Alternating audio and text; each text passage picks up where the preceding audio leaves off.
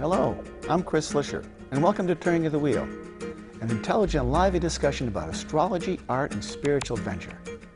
Timing is everything, and as the great wheel turns, we are best prepared when we are best informed. Join me as I explore concepts that allow us to broaden our view of the world. You'll hear interesting topics, meet fascinating guests, and discover who you really are. Using the time-tested practices of astrology, you'll learn how to accept change as the great wheel of life turns. Astrology, art, and spiritual adventure on Turning of the Wheel TV with Chris Flisher. Hello, welcome to Turning of the Wheel. My name is Chris Flisher. As you know, this is a show about a lot of interesting characteristics about what it takes to grow and evolve as a human being.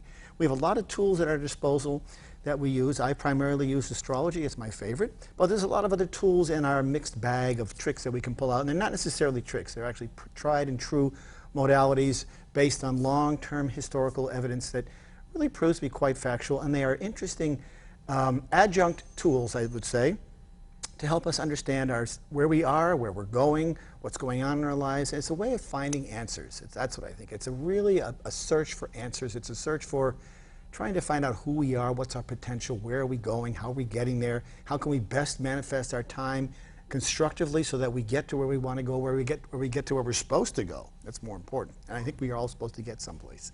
So anyway, my guest today, and I have a great honor to have, is Ken Russell, and we're going to be talking today about the Tarot deck. Now, I know many of you know about the Tarot deck. It's got a lot of accurate information out there. It's also got a lot of inaccurate information out there. So I think it's important that we sort of get a good bead on what it is and what's normal. So why don't you start us off with a little bit of the background about Tarot and sort of the history from that standpoint. So that's a good place to get our feet wet. Well, thanks a lot, Chris. And yes. It's lovely to meet you and lovely to be here. Thanks a lot. Yes, I'm very thankful.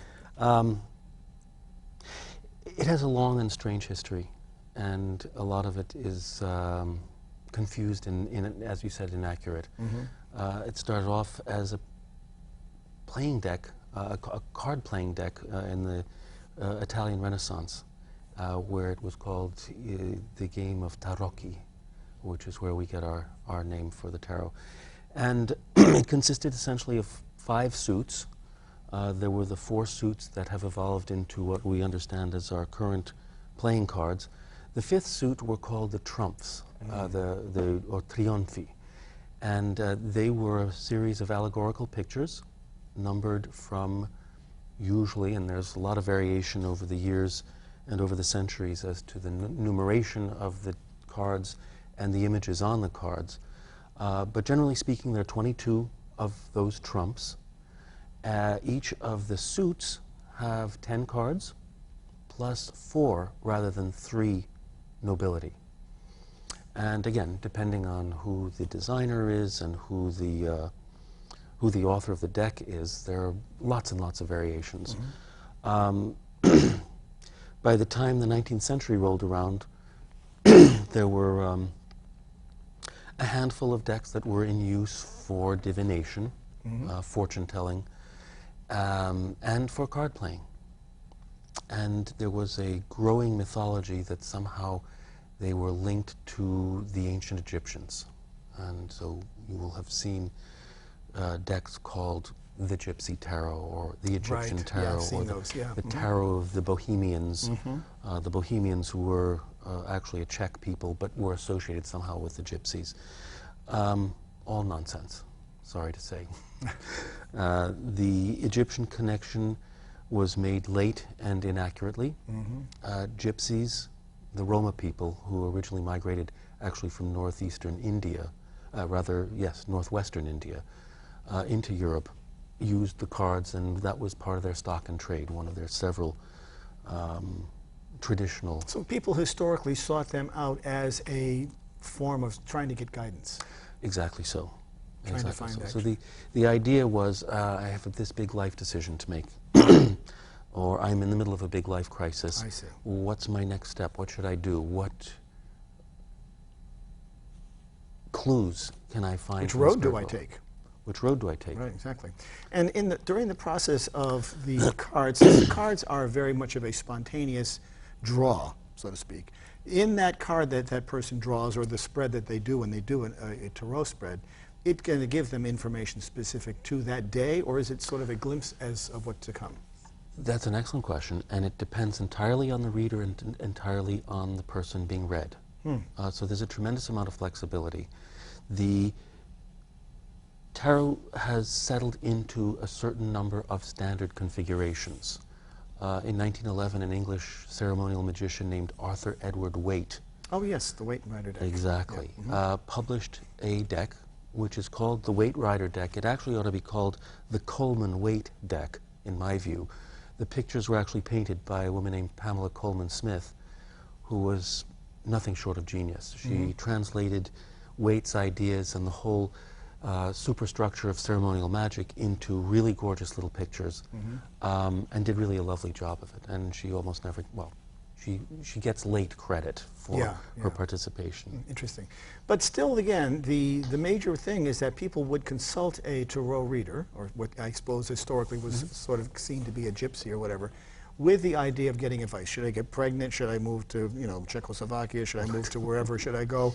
And they would seek the advice of the cards, hoping that the cards would point them in a distinct direction, providing some sort of guidance with regard to the symbology. But the symbology and the way the cards are interpreted can vary quite widely, isn't that true? Exactly so. Yes. Yeah.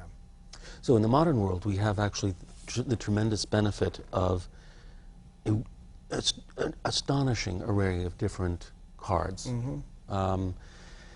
Some of them are silly, some of them are profound. They follow 2 or 3 main patterns. The Rider-Waite pattern is very, very common, and even in decks whose images are quite different from Coleman Smith's, you can still see. So the symbol that they're looking for is still the same. Sort of the meaning behind the card is still there, well, even if it's represented differently. Exactly. That's That's absolutely one way to look at it. But every new creator of a deck can infuse it with his or her own. Right. Exactly. And even perhaps tilt the symbology. Absolutely. So that raises an interesting question, because when I'm dealing with astrology, I always have this discussion with other astrologers that when we get together, we put a chart down, and depending upon who the people are in the room looking at that chart, they would all come up relatively closely to the same sort of interpretation, because that's sort of the nature of astrology. That's right. Do you have that same sort of conversation or connection with the tarot as well? Or is it more interpretive on the person? That's a really interesting question, Chris, and that's exactly my impression, is that an astrological chart that you may cast for someone, an astrologer who is talented enough to understand all of the intricacies, can come up with relatively the same interpretation as any other astrologer. Right. The prompts and the interpretations and the little curious fights that tarotists, or whatever we call ourselves, have. Is a card upright or is it reversed? There's a tremendous amount of discussion as to whether that matters. Just the simple placement of the card, not let alone what's on the card. Exactly. Oh gosh, the direction it's pointing. Exactly. You go east, you go west, you go north, you go south. Exactly. And so each card can potentially have 2 contradictory meanings based on whether it comes upright or reversed. Right. I would think that would be very critical, I think, especially depending upon who the reader is, because if a card comes up one way, it could be perceived as being negative or positive. Right. So how do you make that call? Well, that depends on the reader. So from where I sit, the positive and negative aspects are contained within the symbology of the card. And a responsible reading is, look, you know, there are 2 ways to read this. And ultimately, it's the free will of the person who is being read. That person needs to make his or her own decision. So you think that you place the onus back on the person who's requesting the reading to sort of come up with, derive the meaning as it applies to their lives? That's my approach. There are a lot of other approaches as well, in which some folks categorically sit down and say there are fixed meanings to every card. They're immutable. A little bit like what is already intrinsic to astrology. It's very deterministic. It's sort of, it is this, it's not that. Yeah, it's going to be, and if you, to answer your question, this is the answer. But again, I would think that by leaving some of the, I mean, people would choose a card, and the card would have I mean, much the way astrology is, I consider myself to be an optimistic astrologer, so therefore I'm always looking for the silver lining in the cloud, so to speak. And everybody has a cloud somewhere. But I try to help people understand that by looking at the silver lining, or looking at that cloud, you're going to find the silver lining. If you have it, if you're well intended and you want to get in there and make your life better, you have the option to do that. Because it is about a process of growth. And this is more information that comes to light, then obviously we move further. Well, and I'm wondering if that's the same. Most tarot readers, borrowing from your introduction, it is a healing modality. It is a way to understand where one is in today, the grand swirl. At this moment, the grand swirl. Exactly. Yeah, and because it is so much tied to time, I always love the idea of time is a big thing for me. Here's a egg timer. We're all talking about time because we know that time is a helios. Time is a cyclical pattern, cyclical construct, but it's always moving down the road further. So when we have that snapshot of time, and we're looking at a card for that snapshot of time, does that card bode for the future? Does it represent where we've come from, or does it represent only that second that we're drawn? Right.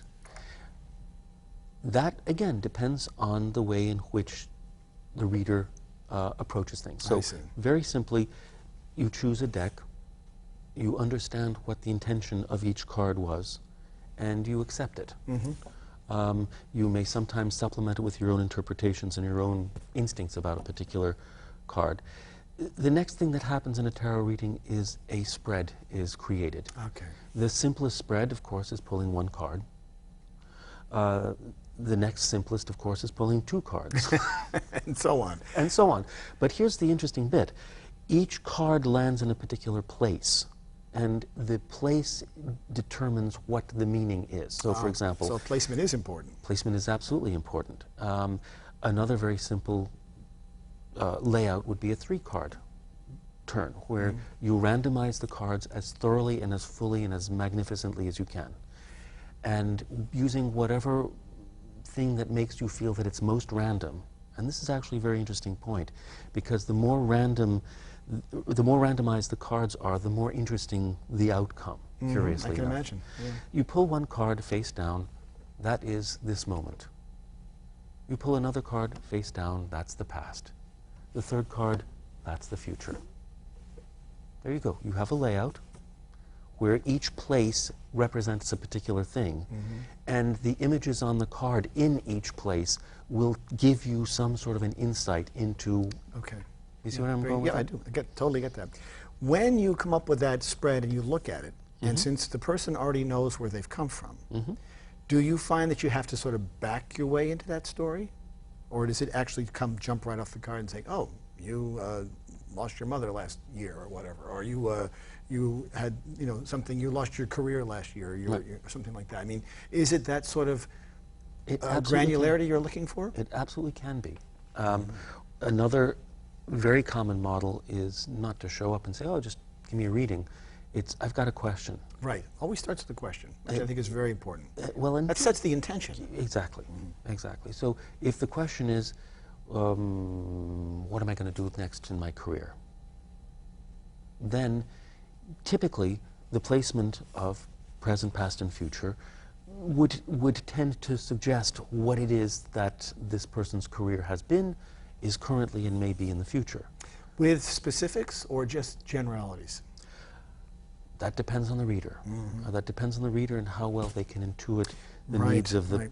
It's similar in that way to astrology, because people come with a story. They come with a suitcase full of stories and baggage, for lack of a better word, and their lives are unique, and yet they may have a transit or some sort of astrological event that's happening that elaborates that or illuminates that, perhaps more accurately, and they have to be able to apply that to their specific set of circumstances. And I imagine it's very similar with tarot, where a card will come up and, two people could pull the same cards, but it would have a drastically different meaning for them. No question. Yeah.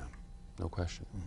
And so part of the job of the reader is to, before the person reacts or responds, describe what the placement and what the card in that placement means within the context of the mythology of that particular deck. I see.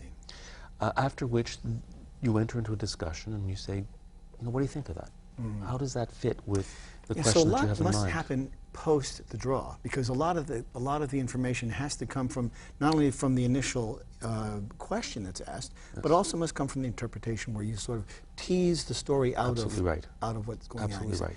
And you have to ask a lot of questions and use a lot of different adjectives, I imagine, to sort of get at the meat of what's going on. It can be. It can be that A puzzle. It is a puzzle, and we're working together to discover it. And in contrast to the sort of the top-down deterministic approach, like, oh, you are going to marry a tall, dark man who you will meet, you know, this kind of... Right. That's that voodoo that you get at the circus. This is more of an engagement where you are trying to provoke the person being read. Not provoke. You're trying to inspire and prod them. Exactly. Prod them. Exactly. Get them to open up. Exactly. Yeah. Because the stories, you know, people go through lots of changes in their life, which is what makes it so darn interesting. But we also have to be able to adapt our stories and the cards to the story, and vice versa. There has to be a sort of a symbiotic relationship between the two, so that they're complementary in some ways and that enough information is drawn out. And when that happens, do you find people have that sort of aha moment? Often. And what's interesting is the balance between what we pretend exists as fate and what we pretend exists as free will.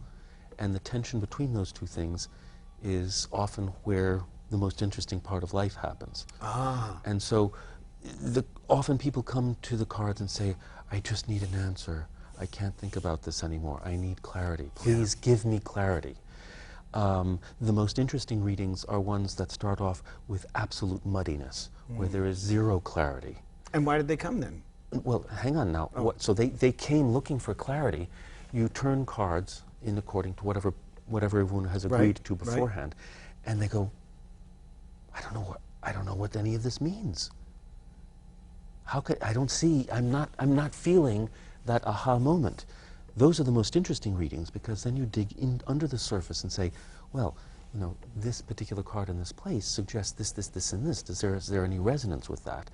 And if not, what is it about this card that interests you, if anything? So each card must have a series of attributes attached to it. That's true. And that's where the real challenge comes in. It's sort of like, you know, trying to dig into the attributes and the adjectives that we use to describe the cards to evolve and derive the meaning. Absolutely. And so while the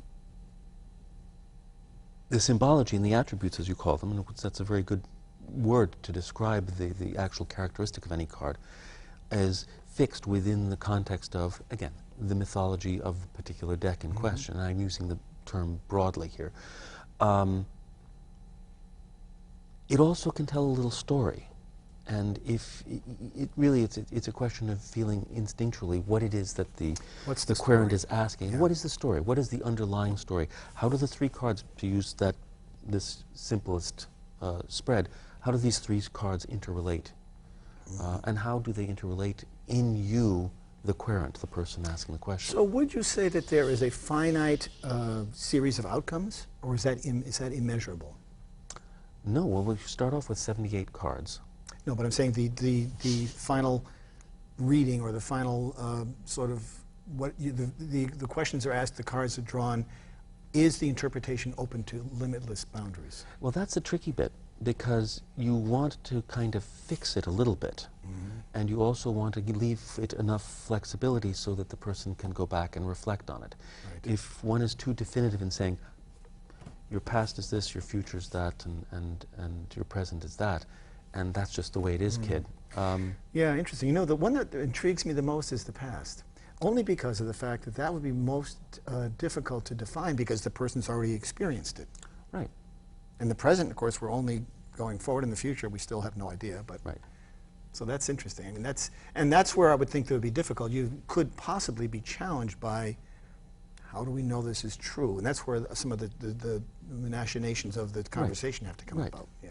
Well, if you are looking for a message from the spirit world, sometimes you'll find it and sometimes you won't.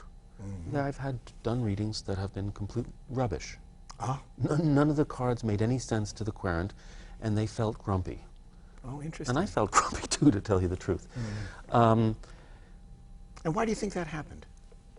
Not that you Well, were there are grumpy. no, that it made no sense. Often there's a certain kind of closedness that people come to the table with. And Like kind of like, show me? right, Yeah. right. So tell my future. Yeah. I dare you. Exactly. That's not an inquisitive approach. Well, it's not open approach. I think so. A lot of it does reside with the person who's asking the question, the querent. They have to come into this with a willful understanding of what's presented to them and a willful understanding, a willfulness to willingness, I guess is the right word, to enter into this dialogue where they can come to self-discovery. If you're coming in and saying, show me, then you're not dealing with the right person. I don't mind a little incredulity. Right? No, I think that's okay. But one has to wonder about the motivations of someone who arrives arms crossed, demanding to be shown. And right. So they may not even have a question. They're just sort of doing it out of curiosity. exactly, which is fine. Sometimes astonishing little things can come up, even then. Right. It doesn't predict a bad outcome to arrive arms crossed. A willingness to kind of respond artistically almost, because a lot of it is, there is a certain interesting artistic element. Oh, I think to it. that's very valid. So I like that. All of the storytelling and all of the underlying little stories that are contained in each card, and different decks have different degrees of storytelling. The Waite Coleman deck has all kinds of little stories that you can piece together and ponder. Right. It's so now in that regard, it's a little bit like astrology, because there are what we call cookbooks in astrology that say, if you've got Mercury in the 7th house, you're going to be this and this and this and this. So I imagine that there is a certain degree or the potential for that same sort of mechanization to happen here, that sort of predictability. Surely. But I would argue that the real secret of astrology, and perhaps in tarot as well, comes down to the interpreter and the art of them to be able to spin that story correctly so that it has meaning. That's the real talent. That's rare. And engaging the querent. Right. So That's I'm rare. using a term I didn't fully clarify at the beginning. The querent is the person asking the question. The question. So that's the person query. who is being read. Exactly. Exactly. Yeah. And that's exactly right. It's the relationship that you're able to create that's open and honest and not fudging. You know, Right. someone turns up, you know, the Tower, let's say, which is card 16 of the trumps, really not a very pleasant card at all in the past. Then you instantly suspect, you say, gee, I'm sorry to report this to you, but it seems like there's been a lot of rough stuff in the past, near and distant past. How does that sound to you? And Well, if most people would say, absolutely. well, some people will shrug and say, no, everything's groovy. And then you say, okay, well then let's try to understand what kind of... How far back do you go? Well, again, it's a very simple... this is where the more cards you put on the table and designate the place in which the card lands, the more detailed and more precise you can get in narrowing in on very specific time events. Because everybody's got baggage. Everybody has situations in their life they're not happy about. They have relationships that didn't work. They have jobs that they've lost. They have parents that have died. They, you know, all these things. Everybody has them in their lives. Exactly so. I think it's a question of degree, and it's interesting in that regard.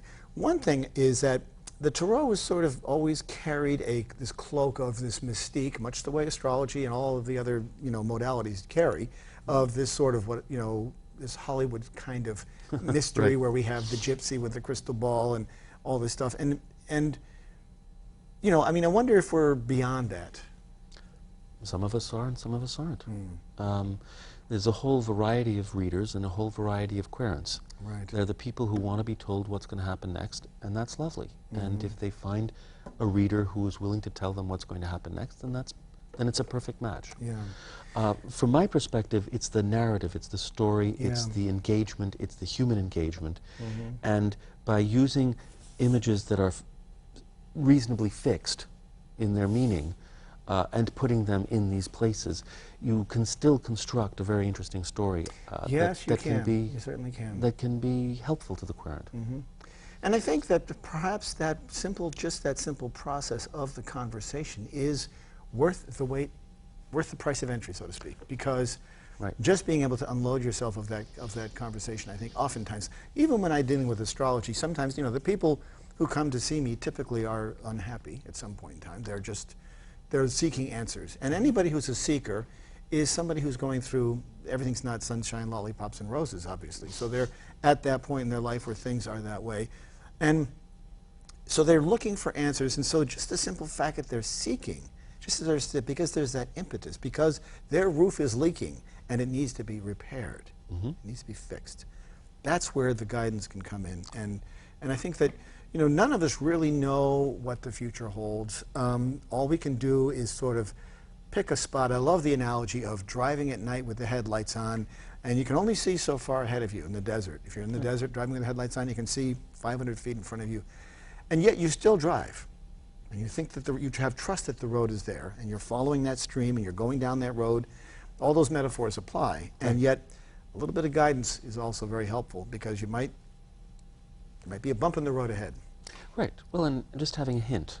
A hint. Little guidance, little insight. Right. Exactly. Yeah. Well, and exactly, and insight is a very interesting word in the context of the tarot, because going back to your earlier term, the deterministic approach doesn't leave room for insight. Right. And it's precisely when insight happens, when there's a little bit of an aha, again, to borrow a term you used earlier, you get a little clue into who you are and where you're going and what you need to do with yourself.